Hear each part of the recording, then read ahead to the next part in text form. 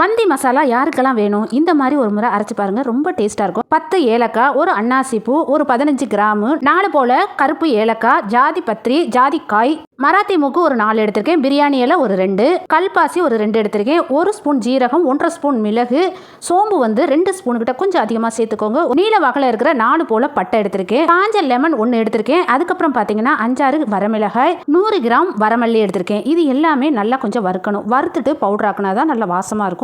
இப்போ பார்த்தீங்கன்னா ஒரு இரும்பு சட்டி ஒன்று வச்சிருக்கேன். இதில் மல்லியும் வரமிளகாயும் ஃபர்ஸ்ட் சேர்த்து நல்லா வறுத்துக்கலாம். அதுக்காக கருக விட்டுறாமல் வறுத்துக்கோங்க. அப்போ தான் இல்லைனா டேஸ்ட்டு கலரு எல்லாமே மாறி போயிடும். இப்போ பார்த்தீங்கன்னா கொஞ்சம் கொஞ்சமாக சிவக்க ஆரம்பிச்சிச்சு பார்த்தீங்களா? இந்த ஸ்டேஜில் அப்படியே ஸ்டவ் ஆஃப் பண்ணிட்டு ஒரு பிளேட்டுக்கு மாத்துறேன். அடுத்ததாக பார்த்தீங்கன்னா ஜீரகம், சோம்பு, மிளகு, கல்பாசி இது 4ஐயும் சேர்த்து நல்லா கொஞ்சம் வறுத்துட்டு இதையும் அதே மாதிரி மல்லியோட சேர்த்துடலாம். அதுக்கப்புறம் நம்ம எடுத்து வச்ச மசாலா எல்லாத்தையுமே சேர்த்துடலாம். இதில் ட்ரை லெமனும் ஜாதிக்காயும் இந்த மாதிரி நல்லா மசிச்சுட்டு இல்லை இடிச்சிட்டு சேர்த்துக்கோங்க. அப்போ தான் நல்லா மிக்சியில் அரைப்படும்.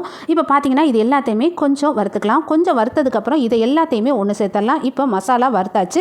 இதை அப்படியே பவுடராக்கி கொண்டு வந்துட்டேன். இருந்தாலும் இதில் கொஞ்சம் மஞ்சத்தூள் சேர்த்து அரைச்சிக்கணும். இப்போ மசாலா சூப்பராக ரெடி ஆயிடுச்சு பாருங்க. இதை காற்று போகாத டப்பாவில் ஸ்டோர் பண்ணி வச்சுக்கலாம். நான் அரைச்சிருக்க மசாலா எல்லாமே 3 கிலோ கிட்ட கரெக்டாக வரும். இந்த மாதிரி நீங்களும் ரெடி பண்ணிக்கோங்க. அப்படி உங்களுக்கு வேணும்னா கமெண்ட்ஸில் கேளுங்க, உங்களுக்கும் மசாலா ரெடி பண்ண தயாராக இருக்கும். இப்போ நான் சிக்கனை பிரட்டி வைக்க போகிறேன். இதுக்கு நான் 3 ஸ்பூன் மந்தி மசாலா, 1.5 ஸ்பூன் சால்ட்டு, 1.5 ஸ்பூன் இஞ்சி பூண்டு விழுது, 1/2 லெமன் ஜூஸ், உருக்கின பட்டர். உங்களுக்கு மசாலா தூக்கலாக வேணும்னா இன்னும் கொஞ்சம் மசாலா சேர்த்துக்கோங்க. இப்போ மந்திக்குனே சிக்கனை நம்ம கட் பண்ணி வச்சுருப்போம்ல, அந்த சிக்கனை எடுத்து நம்ம மசாலாவை நல்லா மிக்ஸ் பண்ணிக்கலாம். இது எப்படி பார்த்தாலும் 3லேருந்து 5 மணி நேரமாவது ஊற வைக்கணும். அப்போ தான் ரொம்ப டேஸ்ட்டாக இருக்கும். நான் இந்த மாதிரி பீஸில் ஒரு 6 பீஸ் எடுத்திருக்கேன். இது எல்லாத்துலேயுமே நல்ல மசாலாவை மிக்ஸ் பண்ணிவிட்டு ஒரு 5 மணி நேரம் நல்லா ஊற வைக்க போகிறேன். இதோட தொடர்ச்சியான வீடியோ, அதாவது மந்தி பிரியாணி அடுத்த வீடியோவில் நாளைக்கு வரும். கண்டிப்பாக பாருங்கள். இந்த வீடியோ உங்களுக்கு பிடிச்சிருந்துச்சுன்னா லைக் பண்ணுங்கள், ஷேர் பண்ணுங்கள்.